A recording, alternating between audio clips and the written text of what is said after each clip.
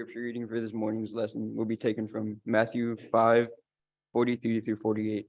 Matthew 5:43 through 48.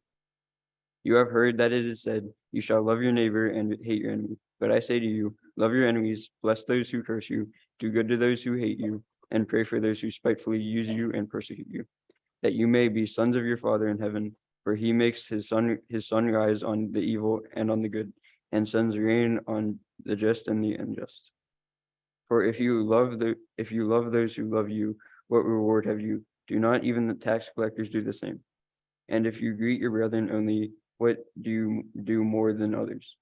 Do not even tax collectors do so? Therefore you shall be perfect, just as your Father in heaven is perfect.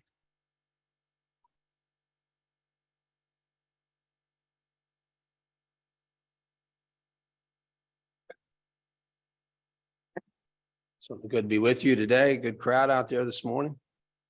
And be preaching again tonight. If you're able to come back with us, we'll talk about the anchor of the soul, the hope we have in heaven, and hope you can join us this evening. Oh, thanks, Wes. This morning's lesson is called Extremism. And when you think of that label, being called an extremist, there's a negative connotation tied to that. And so I'd like to spend some time this morning looking at some of the commandments of God that we might consider, or certainly the world considers, as being extreme. And I've got some interesting propositions. So we're going to take a look at a few of these commandments and determine, are we extremists? When you look at and think about extremism, by definition, it's the utmost limit or degree that is supposable or tolerable. Hence, furthest degree, any undue departure from the mean. So there's a general perception of what's normal, right? And then anything that's not normal, we label as extreme. And if somebody were to call you, if I in after services, we're walking out and I said, you're an extremist. Do you feel positive about that? I think everybody or most people would say no. But I think you might change your mind. If I'm successful in my lesson this morning, I think you may take that as a compliment. When somebody were to call you extremist. Extremism, the holding of extreme political, religious views. Fanaticism, sometimes that's another word. You're a fanatic, right? And we'll think if somebody put that label on us, we wouldn't like it, right? Be negative. We'd feel a negative connotation toward us. People create labels to discredit or validate their position. That's what we do. Instead of relying on the facts of these positions, and it has nothing to do with the real facts or the real issues, I'll create a label for someone. And all I got to do is use that word, and then people, oh yeah, they're an extremist. They're a fanatic. And so I can't listen to anything they say, right? That's what we do with labels. Conservatives, right? Progressives. A couple other words we hear thrown out a lot. Pro-choice, right? Pro-choice, that's positive, isn't it? Pro-choice, positive. Support of abortion. Killing of infants. Some who could be born and survive out of the womb. You know what we call it? We call that pro-choice. Just a label, right? So we counter and say pro-life. But labels are a very dangerous thing. And I'm telling you, when we talk about extremism and extremists, there's a negative connotation about that. And I think you look at me and people in the world look at me and say, he's an extremist. But you know what? That's okay. And I'll explain to you, because I believe God calls us to be extremists. That's our call as Christians. And I hope you'll see that as I go through the lesson this morning. So what's the problem with extremism? One of the biggest perceived issues we face as Christians is balance. Right? We have a balanced life. That's what we talk about. Just the right amount of work, right amount of family, right amount of religion, not too much, right? having fun. We gotta have a balanced life, having some fun in there. He works too much, right? Or he or she, all they want to do is have fun. They don't want to work for anything. They just want to have fun. And so this idea of balance, but I'm going to propose something to you, and that is that the true dilemma should not be how we try to find balance, but how to avoid finding balance. And I hope you see that as I go through this. Balance is not the thing we should be striving for as Christians. Part of the solution in avoiding balance is how we define extreme or extremism. The standard by which extreme or extremism is defined is problematic because it's rooted in public perception. There's the problem. We hate the word extremism because people tie a negative connotation to that word. If you're an extremist, and you know what, they won't even listen to you, right? Because you're an extremist. And we don't want to appear to be outside the majority. In reality, it all comes down to one thing. Perception, perception, perception. How do people perceive you?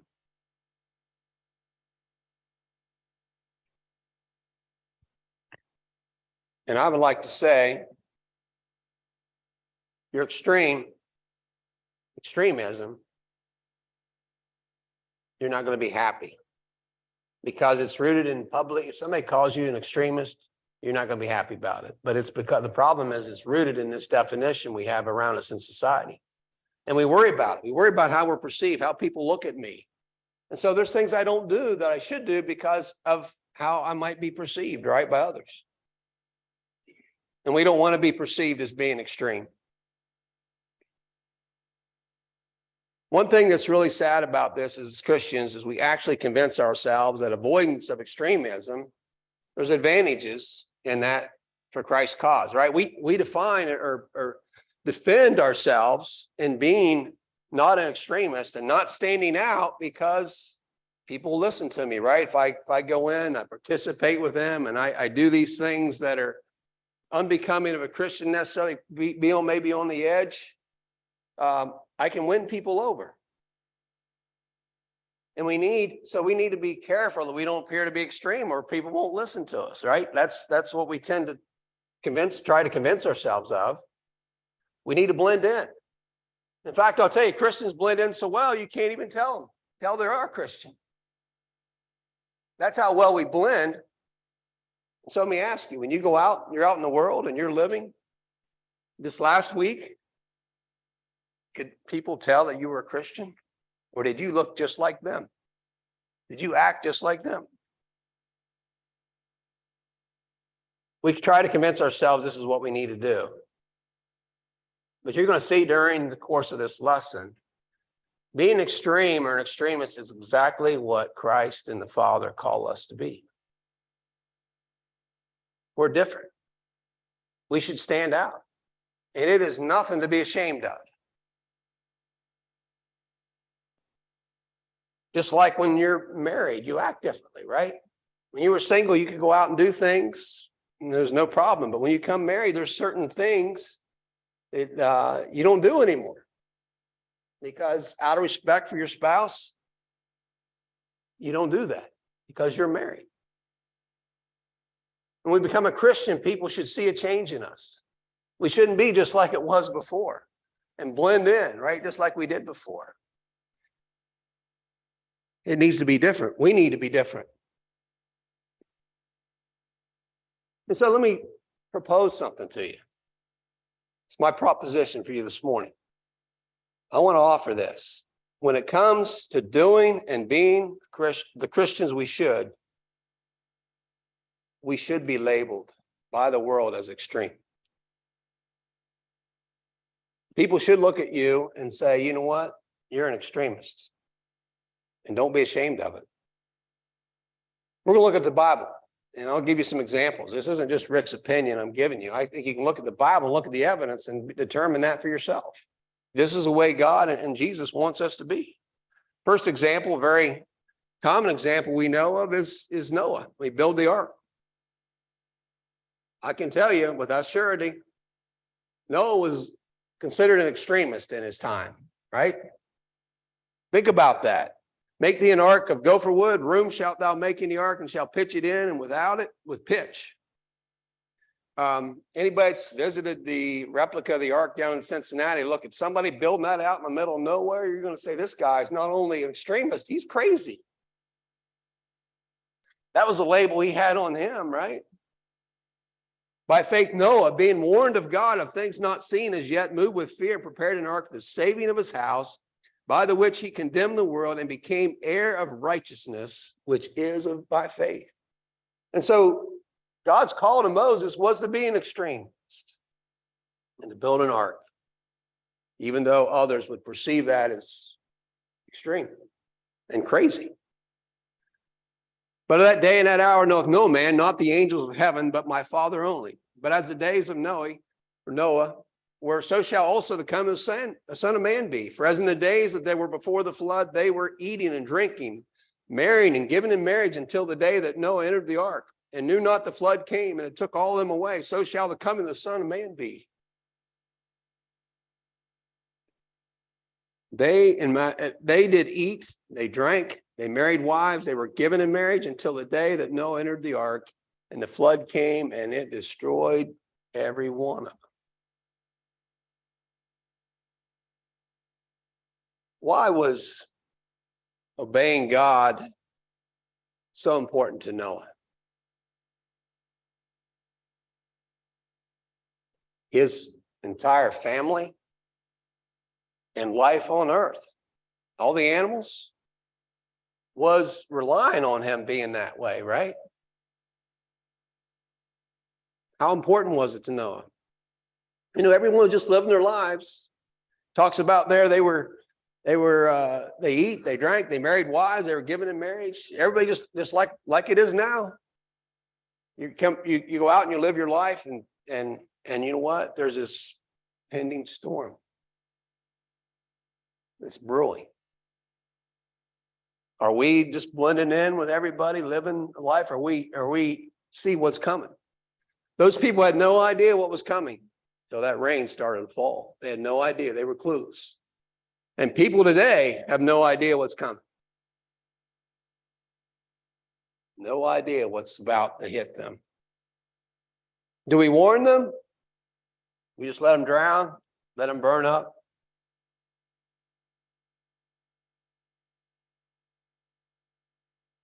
So which sometime were disobedient when once the long suffering of God waited in the days of Noah while the ark was preparing, wherein few, that is 8 souls, were saved by water. The like figure whereunto even baptism doth now also save us, not the putting away the filth of flesh, but the answer of a good conscience toward God by the resurrection of Jesus Christ. How do you think the world would perceive this act by God? Destroying all those people. Only 8 people were saved. Only 8. He's extreme. God is extreme. Only 8 were saved. So they would label it God's too extreme, right? That's the label people today would put on God and how he behaved in that situation. Doesn't end there. Doesn't get any better. For if God spared not the angels of sin, but cast them down to hell and delivered them in the chains of darkness to be reserved unto judgment, and spared not the old world, but saved Noah, the 8th person, a preacher of righteousness, bringing the flood upon the world of the ungodly, and turning the cities of Sodom and Gomorrah into ashes, condemned them with an overflow, making them an example unto those that after should live ungodly. God sent fire and brimstone down to these 2 cities that were overcome with ungodliness, full of homosexuality.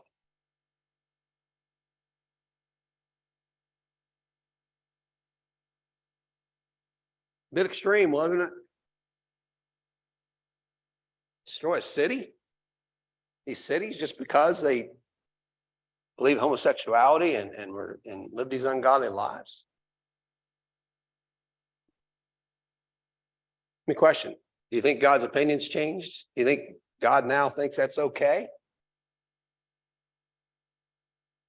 I'm telling you, it's not changed. He sent that fire and brimstone. His view on this is not changed. And I may be perceived as an extremist, but I'm telling you the way God feels about it. But people in the world today would say, that's too extreme. Are the commands of Christ too extreme? The Sermon on the Mount, we'll talk about here in just a little bit more. What about the Jewish extremism? When you looked at the Jewish faith, there was the Pharisees, the scribes and the Pharisees were perceived to be extreme, right? When it come to my manner of life from my youth, which was first of mine own nation at Jerusalem, know all the Jews, which knew me from the beginning. If they would testify that after the most straightest sect of our religion, I lived a Pharisee. And now I stand and judge for the hope of the promise made of God unto the fathers. And so when you look at the Jewish faith, these scribes and Pharisees, they were the extreme folks. They were the ones that he said the most straightest sect of the religion.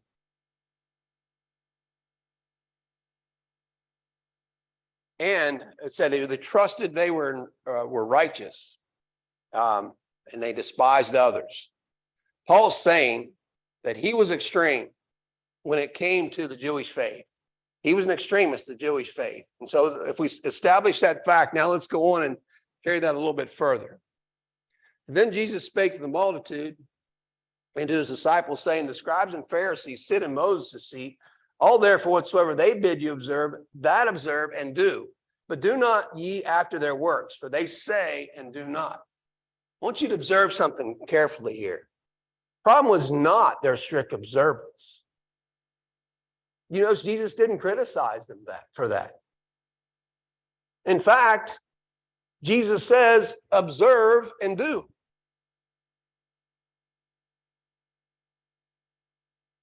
What he criticized them for is they said something, they didn't do, their works didn't follow. They were preaching and teaching these strict observances, but they themselves wasn't doing it. Stick with me. I'm going to carry this a little further. I'll drive home my point here in a second. He says, think not that I am come to destroy the law or the prophets. I am not come to destroy, but to fulfill. For verily I say unto you, till heaven and earth pass away, one jot or one tittle shall in no wise pass from the law till all be fulfilled. Whosoever therefore shall break one of the least of these commandments and shall teach men so, he shall be called the least in the kingdom of heaven. But whosoever shall do and teach them, and the same shall be called great in the kingdom of heaven. For I say unto you that except your righteousness exceed the righteousness of the scribes and Pharisees, he shall in no case enter the kingdom of heaven. We talked about the strictest sect of the Jewish faith, and he's saying, unless your faith exceeds, and that means in excess of some point or implied or explicit scale of extent, very great, excessive, extreme. So we're supposed to be even more faithful than those scribes and those Pharisees. Jesus calls us to be extreme. That's my point. He asked this of us. He's not teaching that we need to have a balance here, right? That we just need a little bit of religion and a little bit of family, a little bit of work. No, he calls us to be extreme in our faith and our belief.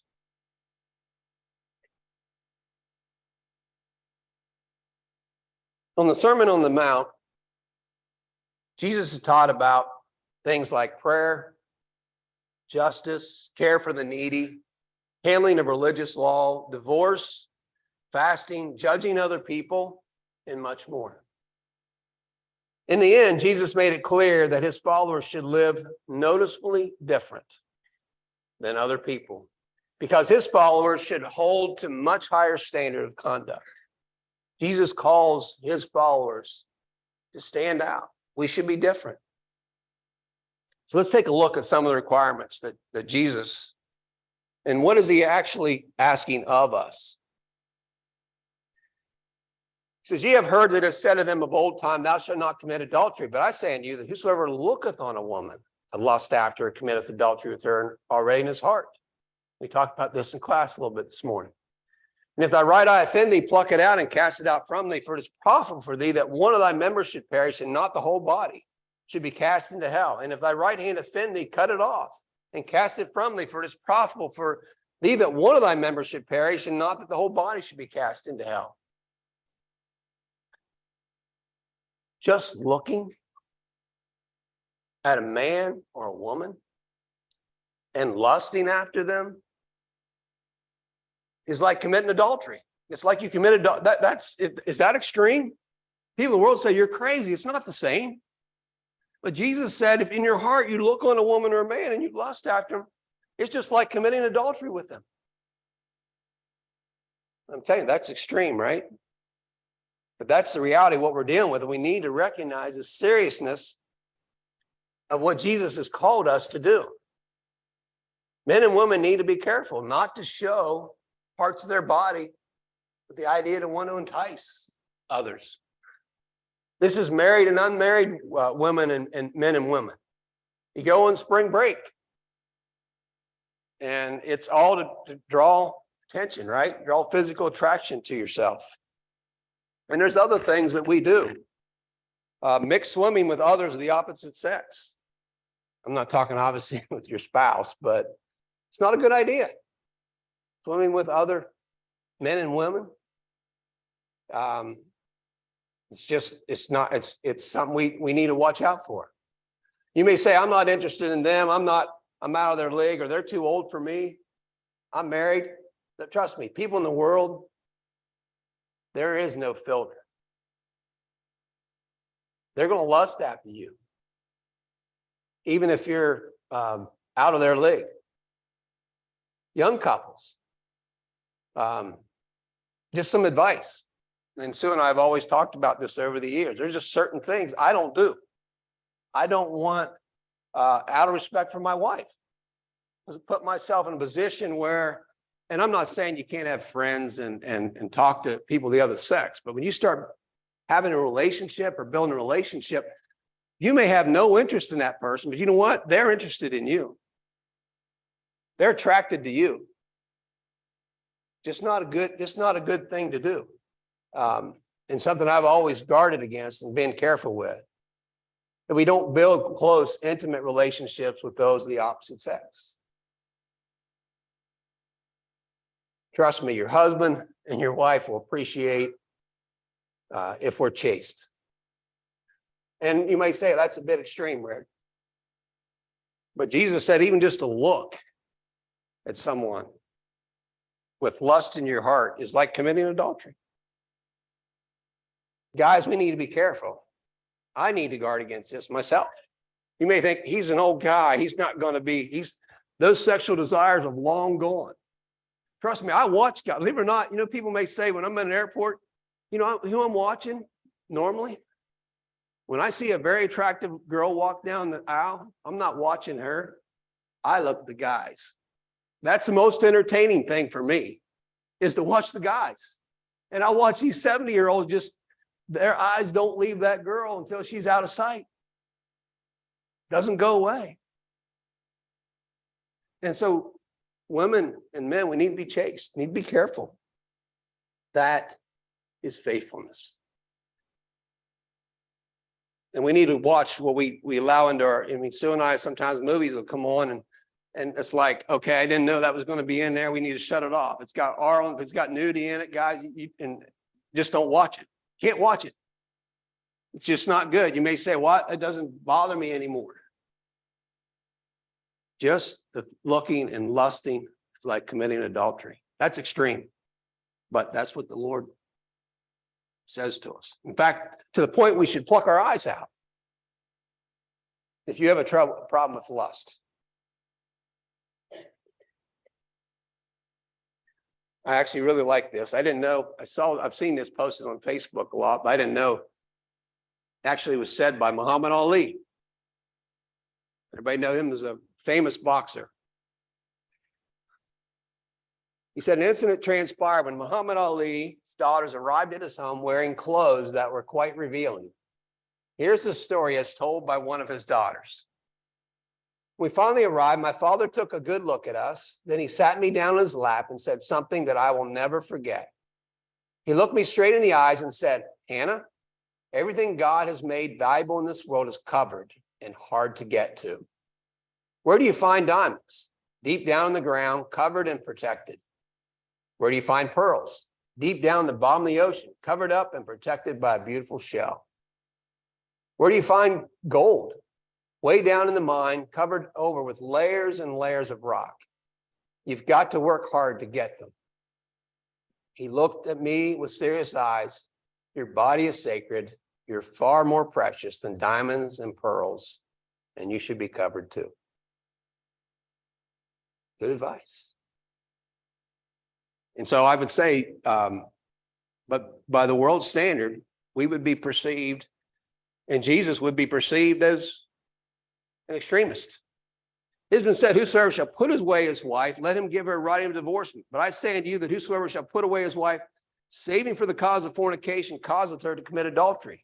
Whosoever shall marry her that is divorced committeth adultery. This is one, even as a child, I've always, I would say, sort of struggled with, but it, to me, greatly illustrates the extreme position that God takes. Only acceptable reason for marrying or getting a divorce from someone and remarrying is when the spouse has committed adultery. That's it.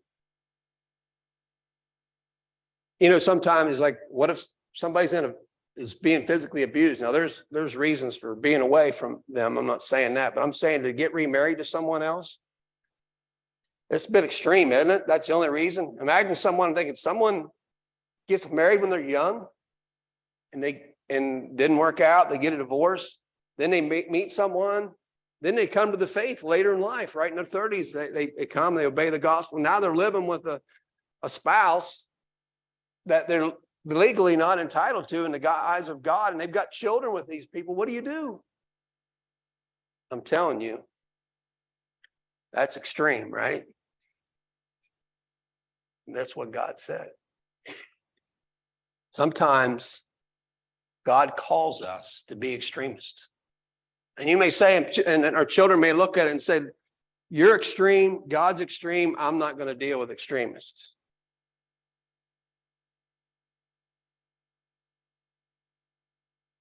Any man come to me and hate not his father and mother and wife and children and brethren and sisters, yea, and his own life also, he cannot be my disciples. And whosoever doth not bear his cross and come after me cannot be my disciple. You're telling me that my personal faith and my religion are more important than my family? More important than all my family's activities? Is that what you're telling me?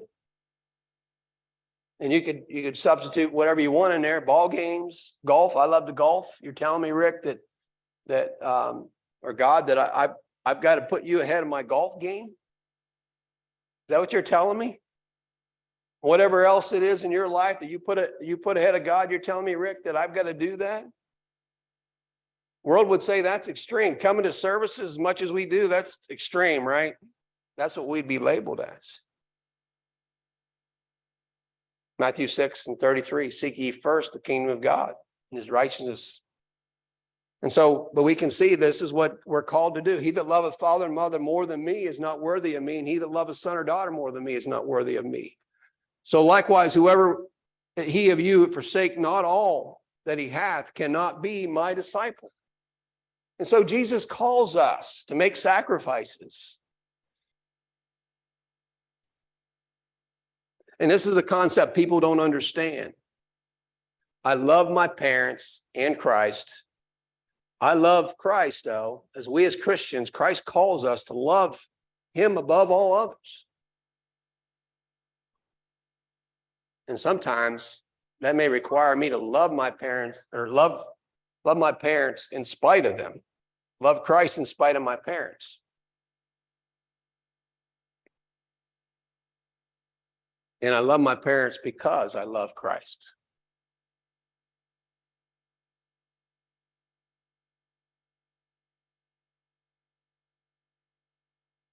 And be ye kind one to another, tenderhearted, forgiving one another, even as God for Christ's sake hath forgiven you. How could you forgive someone that did that to you? That's what some people would probably think. Someone offends you, does harm to you, or speaks evil of you, and you forgive them. People look at you and say, how can you do that? That's a bit extreme, isn't it? This is a love that we express not only to our family, but to those in the world. In fact, I leave you with the most extreme thing that we find in Christianity, and that is the love. What we're asked to do in terms of love is easily, by far, the most extreme position we have as individuals. We're called as individuals. And you look the number of times. It says, thou shalt love the Lord thy God with all thy heart, with all thy soul, and all thy might. Thou shalt not avenge, not bear any grudge against children of thy people, but thou shalt love thy neighbor as thyself. I am the Lord. Second is like it, namely this, that thou shalt love thy neighbor as thyself. There are none other commandments. And see all the other verses in there talking about loving your neighbor like yourself. Who in their right mind would love their neighbor as much as they love themselves? That's what the people of the world would say, right? How could you love your neighbor? And who is our neighbor? It's others, right? It's not just the people living beside us. When he talks about our neighbor, it's everyone that we're around. It's all other people. And we're called to love them as much as we love ourselves. That's so extreme. We live in a day and age where it's all about ourselves, right? In fact, we're encouraged to love ourselves above our spouse, above our family. And you're telling me that I've got this normal, average person out here that you have no relationship, I'm being called to love them like I would love my own self? That's about as extreme as it gets. You know, again, clearly they would label that as extreme because you know what? It doesn't say love your good neighbors like yourself, right? It's telling you to love good and bad. I'm telling you, that's extreme. But you wait, it goes even farther than that. Doesn't end there. Not only are we called to love our neighbors, you have heard it's been said, thou shalt love thy neighbor and hate thine enemy. But I say unto you, love your enemies. Bless them that curse you, do good to them that hate you, and pray for them which despitefully use you and persecute you, that ye may be the children of your Father which is in heaven. For he maketh the sun to rise on the evil and on the good, and sendeth rain on the just and the unjust. For if ye love them which love you, what reward have ye? Do not even the publicans the same? And if ye salute your brethren only, what do ye more than others? Do not even the publicans so? Be ye therefore perfect, even as your Father in heaven is perfect. Not only are we to love our neighbors, we're called to love our enemies. Individuals who curse you, hate you, despitefully use you. That's as extreme as it gets, is it not? That's the example the Lord left us with. Think about what was done to him.